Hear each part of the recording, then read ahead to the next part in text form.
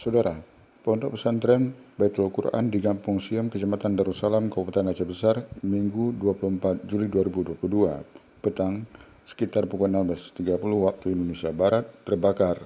Kepala Pelaksana BPBD Aceh Besar, Ridwan Jamil SOS MSI mengatakan, akibat terjadi musibah kebakaran tersebut, pesantren binaan Hafiz Umamah 38 tahun mengalami rusak berat. Petugas Damkar BPBD Aceh Besar Pos Industri Breh menerima informasi tentang adanya kejadian kebakaran pondok pesantren yang disampaikan oleh warga setempat.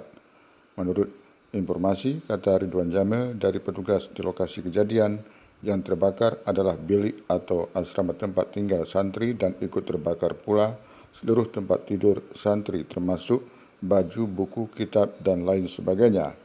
Ridwan Jamil menjelaskan kebakaran tersebut sangat cepat terjadi dan pada saat terjadi seluruh santri di daerah sedang melaksanakan solat asar.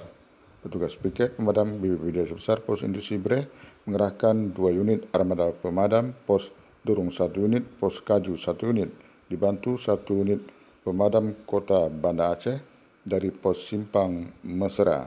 Untuk penyebab terjadinya kebakaran itu sudah dalam penanganan pihak berwajib Polsek Darussalam.